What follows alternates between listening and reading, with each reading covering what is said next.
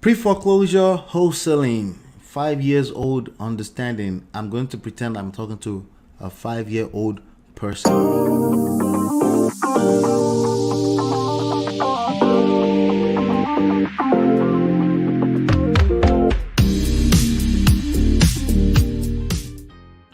All right, so we're gonna pretend we're talking to 5 years old for a second, okay? So it gets very complicated, right? Like people say, I don't understand it. I could just never understand it, right? I didn't get it. Like, how does this business work again? All right, so let's keep it super simple. You can see my screen right now, right?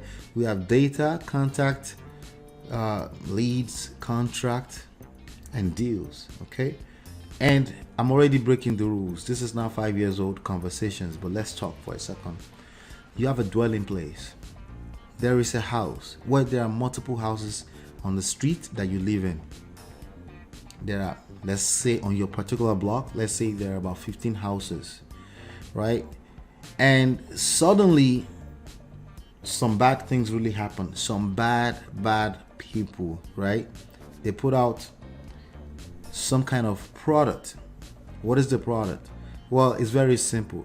You pay me $300, I'll give you $300,000 to buy a house. Okay? I just gave you the money. It doesn't matter how you're gonna pay back. Pay me back. Well, it does matter to me. I know that the government has some programs in place that, number one, allows me to legally give you $300,000 even though you cannot afford $300,000.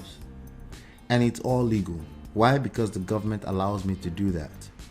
But in my heart of hearts, I know you cannot afford to pay me $300,000 back if everything gets messed up, right? But anyway, I checked your income. You're only making $20,000. And even though you're concerned, you're like, I don't know if I should take this $300,000 because what if something goes wrong? What if I lose my $20,000 job? And I go, don't worry about it. You can rent out your basement, even though it's illegal to rent out basements and attics. Okay, so for those of you in the UK, you may not know what an attic is. It's basically somewhere in the roof that people can create into a room and live there. It's not a legal dwelling place. It's not recognized as a legal dwelling place, but a lot of people turn that to a room for the kids to play in or even sleep in. It gets very hot in the summertime, but it's actually a very cool place to hang out in the winter time because it's warm, because all the warm air tends to rise up into the top of the building, right? So, but anyway, I told you, I said you could rent out the attic for extra $300. Now that's additional 300 times 12 income in your life. And then, so I'm telling you that you're making an extra $3,600, right? But first of all, it's hard to rent out an attic. And if you rent out an attic, the government does not recognize that if you need to kick somebody out for non-payment, you're in trouble because no one is going to have your back. It's the same thing with the basement. The basement can be a livable area, but in joint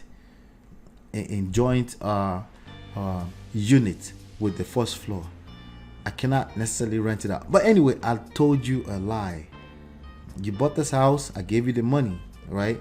But now you couldn't rent it out. Now you're stuck. You can't even make the mortgage payment. So because I gave you $300,000, you're supposed to give me, I don't know, maybe $2,000 every month, something like that, to continue to pay back for the next 30 years.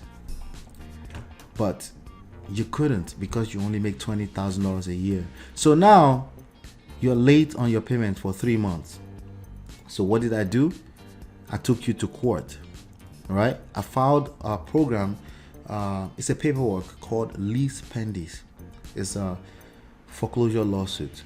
It's an intention to foreclose, right? That's a French word for pending lawsuit. I filed that paperwork. Now everyone can see, it's public records. Everyone can see that you owe me money. So now all of these different people, right? They call them wholesalers. They can see the information And what they do is they find your phone number and they start calling you, offer to buy your house. Okay. Now, why are they doing that? What is in it for them, right? Well, if you sell them your house, right, they can sell it to other people, right? But that point where where I filed a lawsuit against you to try to get my $300,000, you are now in what we call pre-foreclosure. Those people that are calling you are attempting to wholesale your property. That means they will buy it for less than $300,000. Maybe they're trying to offer me $150,000. Now, why would I take $150,000? I may take $150,000 because remember, you haven't paid me for months by this time, and I'm not sure you're ever going to be able to pay me back. Now, in addition to that, this malpractice has happened in multiple houses on your block. So there are about 5 houses in trouble on your block. So the value of your neighborhood is deteriorated, has gone down, 5 years old, right? So now your house is only worth $150,000. I that lent you $300,000, yeah, I made a mistake, but I can see that your house is only worth $150,000. So the people that called you, they take this house for you. I agree to sell it to them for $150,000. They sell it to somebody else for $170,000. That's called wholesaling. But you can see it started from pre-foreclosure. You got in trouble because you took on a property you couldn't afford. Maybe it wasn't because you took on a property you could not afford. Maybe it's because life changed, life events happened. You lost your job or something like that. You could not afford it. It's in crisis. It's called distressed property. The property needs too much work.